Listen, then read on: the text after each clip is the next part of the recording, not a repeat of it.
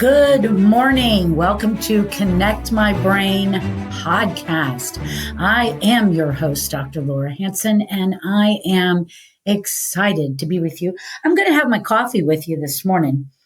I am recording bright and early this morning, getting ready to go on my trip to Montreal, where I am going to be teaching neurology to future pediatric diplomates in the chiropractic profession. It's one of my greatest passions, just like I bring to the podcast. I love to teach. It's something that really brings out my personality, I think. And I really enjoy it. And I feel like I've been given a little bit of a gift to take big concepts and bring them down to nuggets for people to understand so that they can make a difference in their lives, in their children's lives, in your health, in your well-being, how you make healthcare decisions. So today, what we're going to focus on is how we make energy in the body and how it has an impact on your health.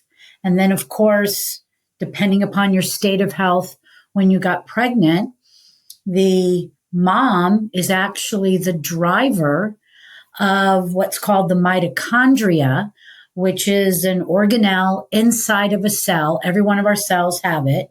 And it's known as the powerhouse of the cell. It's actually what makes ATP or energy.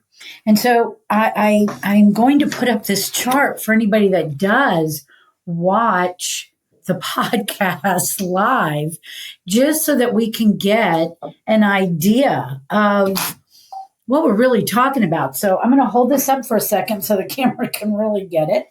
And you can see, maybe I can find a link to a picture so that I can show you. And what I'm showing you for the podcast audience is literally the biosynthetic reaction of making ATP and all the pathways that are involved.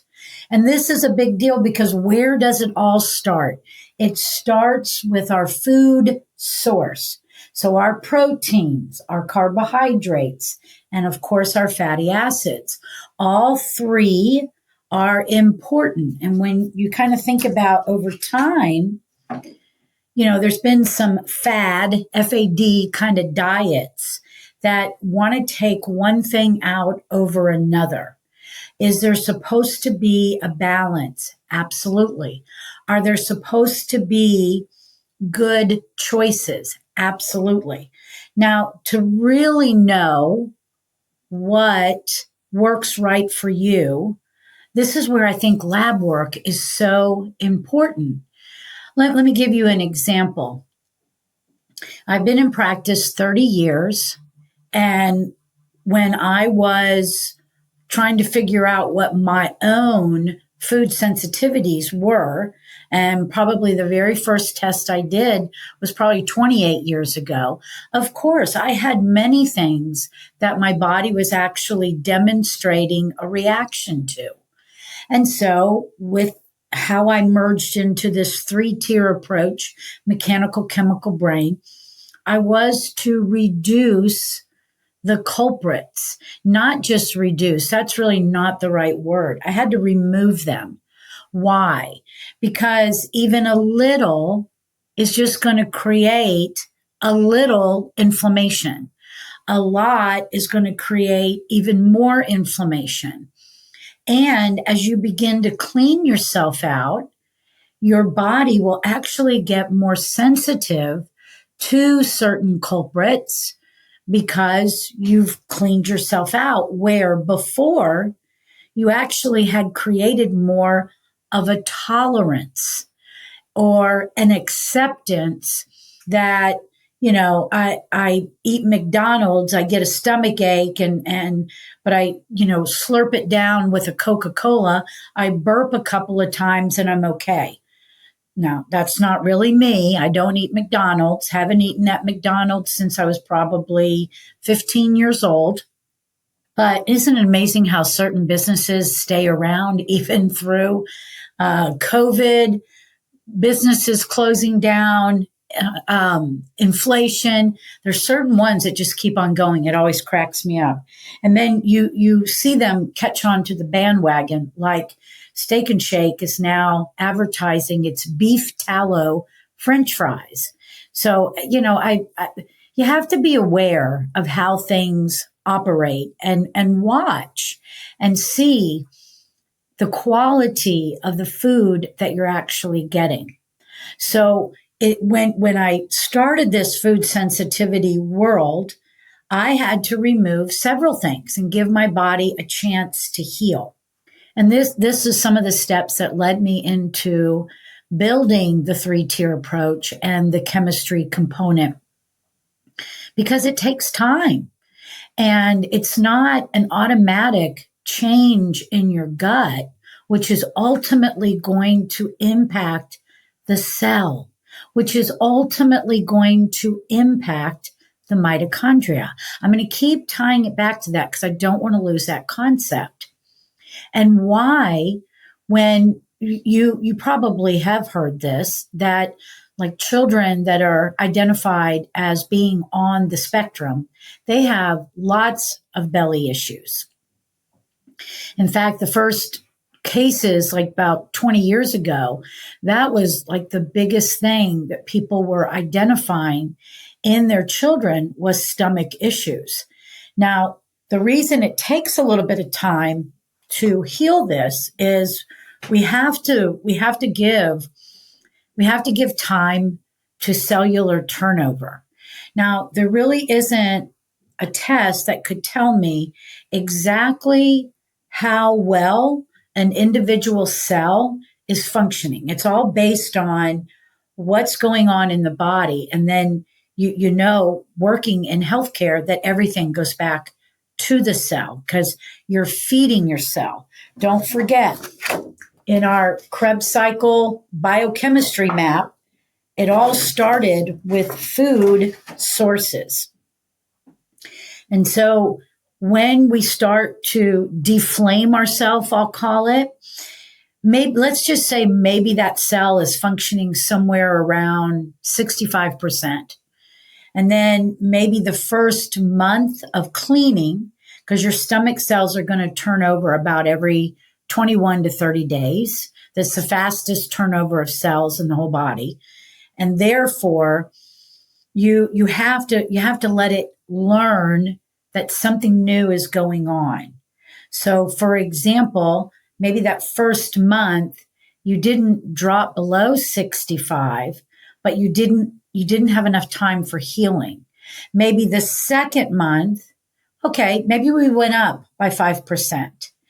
It isn't until after 90 days, at least, that the patterns, everything comes back to the patterns. What are you doing inside of yourself? And that's every part of you. It's not just your gut health.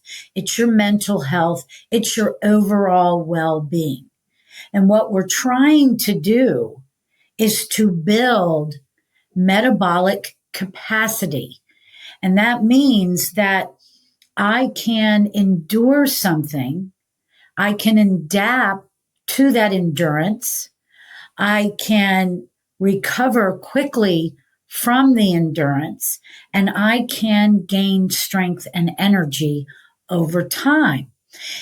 I think it's similar with heart rate variability. So heart rate variability is the rhythm between the breath and the heartbeat. And what we should see is the heart rate go up when you inhale and the heart rate go down when you exhale. Go up when you breathe in, go down when you breathe out. And that's a rhythm. That's a balance. When I'll start people, we know that as biofeedback. And when I start people on biofeedback, lots of times this is one of the biggest areas that I can see that their endurance is really being taxed. Their ability to make energy, make ATP is being taxed. And that will always bring me back to mitochondrial health, because that is the organelle inside of the cell that manufactures this energy and the respiration to the cell. So we have to kind of get past superficial levels. We have to realize that this is layer upon layer upon layer upon layer, just like development. Development builds the most internal components first, and then those layers come out. And whatever you're going through at the time of conceiving a baby plays a huge impact on the outcome of that child. And again, that's why I'm a big proponent for working on your state of health prior to making a baby. So back to my personal food sensitivity test. So what I started doing was I started looking at this every year for about the first 3 to 5 years, because I wanted to see that I was making a difference. And as I took those foods out of my body and worked on detoxifying my stomach and rebuilding my microbiome, there was great improvement. So by the third or fourth year, there was only a few things. So then I decided to wait about 5 years. And now I do it about every 5 years. And there's only one food that continues to be highly reactive inside of me, and that is chicken eggs. And I will tie that back to you because I do believe we should be able to talk about vaccines. I am completely vaccinated. I was as a child. I did not get 54 shots. In fact, there was only one shot that I got at that time, but it had lots of stuff in it. And I remember the big bump, and I still have that scar on my arm. But then, and even today, one of the adjuvants in vaccines is egg. And the eggs that they typically use are chicken. So when you put something in your body and you're driving an immune reaction, everything that's in that shot, you will react to, because you're bringing a neuroimmune interface together. So whatever's in there, it's having an impact on that human physiology. And that is why I continue to this day having that reaction to chicken eggs. So I love eggs. I was a competitive bodybuilder, and my gosh, before I knew all of this, I was eating sometimes 12 egg whites a day. And then I also started having lots of trouble with my skin. Later found out that the egg whites in some people will generate acne. So as I moved through this journey of getting to know my own human makeup, as I removed eggs from my diet completely, my skin cleared up. I didn't have any like outward body reaction. This is also what I think is a big misconception, is that people, if they don't experience something that they can truly identify as a reaction, it's hard for people to connect that dot. Now, though, if I eat a chicken egg, I get a stomach ache. I don't get a stomach ache with duck egg or quail egg, but I also don't eat a lot of egg anymore. I tried using a little bit of that from Bob's Mill egg replacement. For baking, I don't like the consistency of what it is that you're trying to bake. So I don't do that. I just use either duck or quail. And quail is very small, so it ends up being quite a few quail eggs to finish a recipe. Okay, so that's an example of what I went through with a protein and a fat, because that's what eggs break down to, is protein and fat. Okay, so back then, of course, my energy was always up. Now it's so important to be so tuned in to my own metabolic capacity and what do I need to do in order to maintain that capacity at 65 years old. And that's how old I am.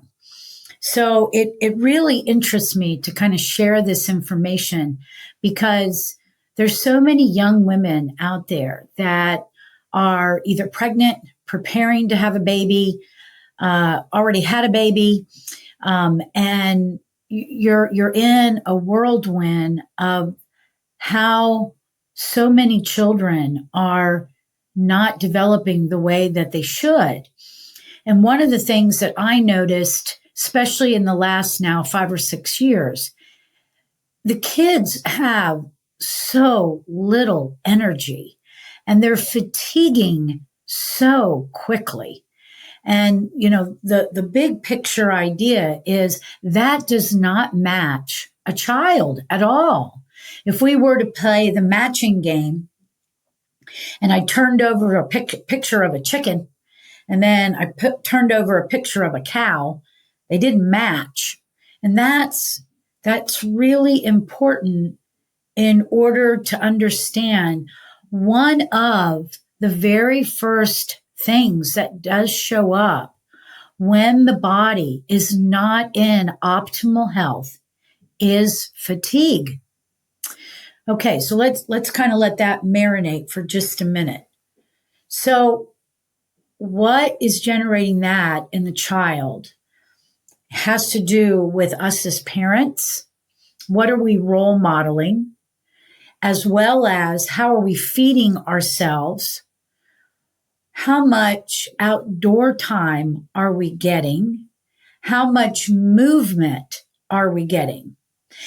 Because what you have to do in order to make ATP is you have to use ATP, which drives the cell to make more. And then it is a conditioning, and then it becomes a pattern, and then it becomes you get your getting your deposit back where you feel fantastic all the time. You should be waking up ready to go. Your children should be waking up ready to go. And, now we're going into the holiday season. Depending upon when you listen to this particular podcast, for me, it's November 3rd, 2025.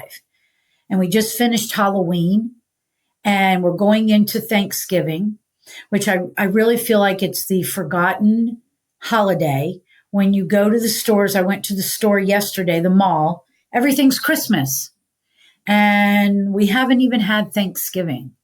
And I think that Thanksgiving, it needs to be a pause where before the hustle and bustle, we make a plan. How are we going to go through and enjoy our holiday season? Or are we just going to go, well, it's the holidays and I have to do this, this, this, and this. Slow down. Savor the breath. Savor your day. Savor your life. This is such an important time for all of us. And there's been so much going on in our world. And honestly, as an audience and myself, we don't have a point of reference for all the stuff that's going on. And even that alone can be incredibly fatiguing. I was also listening to a little documentary on what was called urban living. And urban living had to do with the hustle and bustle of living in a city. I live in Atlanta, Georgia, and I can tell you over probably the last 5 years, this has even become more intensified than before. The way people drive on the road, the way they just whip in front of you without any warning and without any regard of really my life. Are you going to cause an accident? the way people send gestures out their window, how people are talking to one another. Well, no talking, even that. We are becoming so withdrawn. And remember, that's a reflex. You can go listen to another podcast on that. You don't have to always be developmentally delayed to have primitive reflexes. You could live a lifestyle that literally conditions you to go back into your brainstem and pull up that resource because your brain now thinks that that's what it needs. Anything that you do on a chronic level, wow, think about this for a minute. Anything you do on a chronic level, that means all the time. What behaviors do you have? What thoughts do you have? Are you speaking life over yourself, your children, your world? What is it that is going on? What's your lifestyle? What's going inside of your body? What are you doing to take good care of your body? What are you doing to take good care of you? Anything, any practice we have. Body, mechanical. Chemical, food, alcohol, drugs. Brain, mental health, thoughts. As long as you keep doing it, I'm going to rub my brain right over here on my desktop. This is what you're laying down, and this is what you're telling yourself. This is who you are. And what I'm concerned about in looking at these children, they come in, first of all, when you do an assessment, and they'll, for whatever reason, how they perceive it, like they'll be doing like a little interactive metronome assessment. And they'll look up at me and go, oh, did I do bad? These are kids, 6, 7, 8, 9, 10 years old. And they already have the perspective of themselves as doing everything bad. That's not healthy. And as long as that is their thought life, that is how they're shaping their brain. And that's the difference between us as adults and children. You and I can have a wake-up call and say, hey, snap out of it. But a child, they're getting wired up with these impressions. They're getting wired up with this information. You know, I was speaking to a mom who's really having some struggles with one of her children. And we're going to just say more of an adult child. But the pattern that's been practiced for at least forever, I think has really reached a complete explosive part to where the adult child's body is absolutely working against her. And this is chronic. And if we don't change the thought pattern, you can't get yourself to go in another direction. There's certain things that have to be accomplished in order to move it in that direction.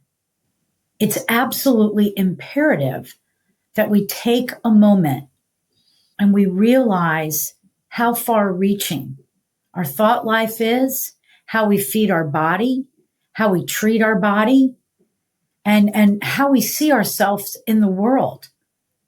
And then all of this goes back to a cellular level. I believe there is truly cellular energy outside of a chromosome making a gene.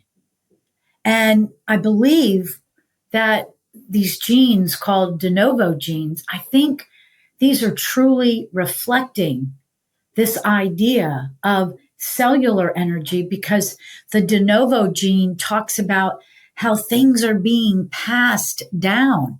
It's not a chromosome, but it's literally creating a sequencing pattern that can be identified in the human body.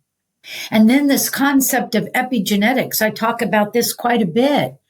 But everything that I'm saying, from your thought life to how you feed yourself to how you treat yourself, all of that is what the word EPI stands for. It means what plays upon a gene, meaning that our genes can actually be influenced to do something different.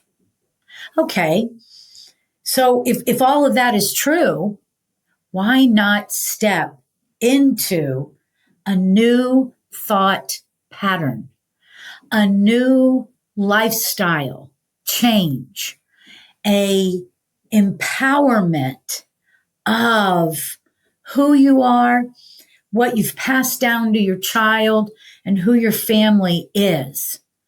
And especially as we go into the holiday season.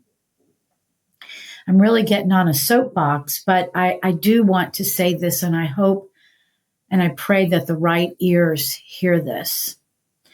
I've had this experience many times in my office where this time of the year, I'm going to be working with a family and we need something. We need particularly a lab test. And some of these tests are not cheap. And unfortunately, no, insurance, unless you follow the diagnostic statistical manual and you go to a doctor on your insurance plan who can validate the reason for the test, it's not going to be paid for. And that's one concept in and of itself. You have to invest in you. You cannot only make decisions about your health based on what the insurance is going to cover.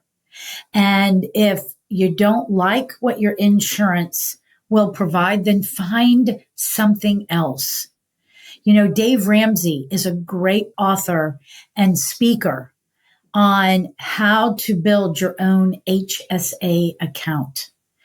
And then there are insurances out there that, like Liberty Health Share, that's one that I'm actually with, that I have the choices to go where I want to go, and I pay into my membership every single month. And in case I need something, then I get to choose where I want to go. And you have an insurance card and all of that kind of stuff. So these are some resources that you can at least consider. So every year I get back some families here during this time, and we need data. And we're talking about the well-being of a child. And providers can't see inside of you. You have to have this data. It is so important in order to bring that 3-tier approach together, mechanical, chemical, brain. And the feedback that I will get, well, it's the holidays and we have to plan for this and we have to plan for that. And no, I don't understand that. I don't. I've certainly gone through periods in my life that I had to go without in order to make sure that what I needed for my family was taken care of, because health is not an option. Health is the greatest gift you can have. And teaching your child that sometimes we have to do less so that we can do what we need to do right now, so that we can get beyond therapy and office visits. You're teaching them how to care for themselves. We have to be that role model to our child. But I truly believe that as a parent, you must do this first for yourself. One of the things that we do here at Connect My Brain, when we start down our nutrition component of the program, we encourage parents to do it with their child. And I can't tell you how many people have come in, especially the dads, and told me that they have never felt that good. So if we can support you as a parent, you will be a better role model to your child. You will feel better. You will make more energy. You will have a new perspective on life. And you will bring longevity to yourself so that you can be around with your kids and enjoy things with your kids, running to that next event, getting outside and playing pickleball or tennis or pass a football and thoroughly enjoy it. Have a hula hoop contest, rock climb, ride bicycles. If we promote this within ourselves and have the expectation that our child will do it and should do it and is going to do it, you will turn all kinds of systems around.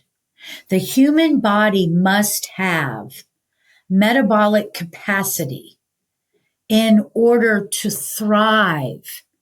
If you don't, you're merely surviving. And over time, it's going to have a huge impact. And the typical thing that it hits first is that energy level. And these children, they're growing, they're developing, and they're ready. They should be open to learn. Learning should be fun and exciting. And when they're dragging in, and I ask them, how was school today? Okay. What'd you learn? Nothing. Wow.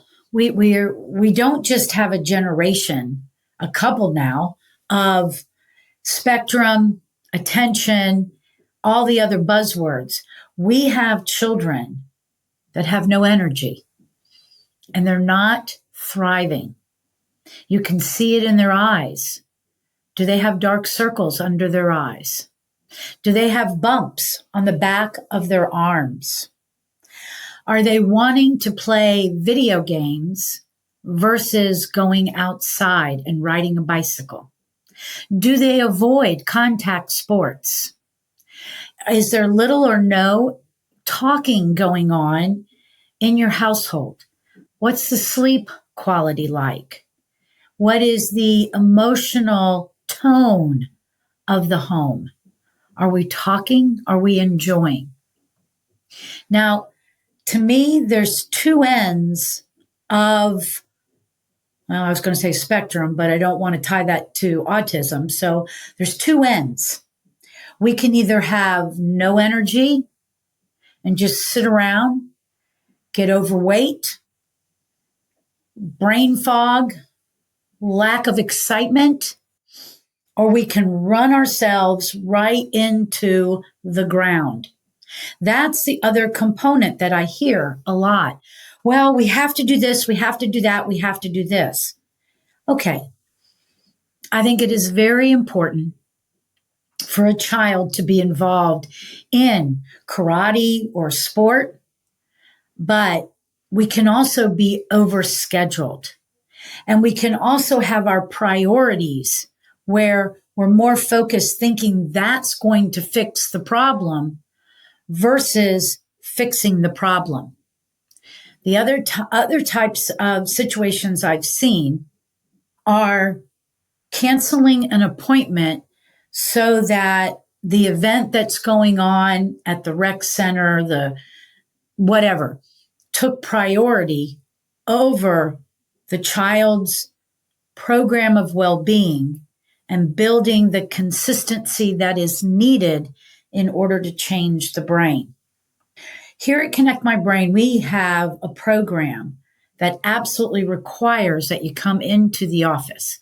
Some of our stuff we do at home, but not the meat and potatoes of it. It's working with us. And children are here for 80 minutes, a minimum of 2 times per week. And I don't think that's a big chunk of time, but it is a snapshot in time. So our goal is to not keep you here forever and a day, but rather Let's focus on what's going on that's disrupting this child's developmental journey.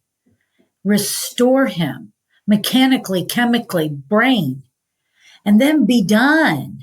You're always welcome to come back for adjustments, chiropractic adjustments. But what's at the heart is trying to restore so that we have a well-balanced child, a child that goes to school and thrives, a child that wakes up and can't wait to show his science project to his classmates, a child that is making lots of friends, enjoying being outside, and thriving in every element of their life, not just one. Children should be very well-rounded. They should be happy. Check out the environment. All of these things can be re-navigated. You do have to put in the time, and you do have to do the things for the inside of your body, like what are you eating? But the payoff, the dividend, is fantastic. Now, maybe this is the first podcast that you've ever heard from Connect My Brain, and you're going, wow, that's a lot. Well, yeah, it is, but it's the truth, and it's the information that I want to share with the world, my community, the world. But we want you to check us out. Maybe from this, something in your mind came up, and you just want to ask a question, want to have a conversation. I love talking to you. People send me contact forms all the time. I am the one that will call you back. Maybe you've heard a few podcasts and say, hey, I want to get to know this group a little bit deeper. So we want you to check out our Connect My Brain membership, CMB membership. It's very moderately priced, and you can dip your toe in and get to know us at a deeper level. And you also get, that app is designed to show you what children do as they develop. So you might have a child whose age is mentioned on that app, and you may have a child who is older, but you can look back and say, wow, I didn't realize how important crawling was, and my child never crawled, and how that would impact the timing between both sides of the brain. We want to offer resources because it is an issue today. 1 in 6 kids are not developing as expected. If this speaks to you, please reach out. Thanks for tuning in today. Be blessed.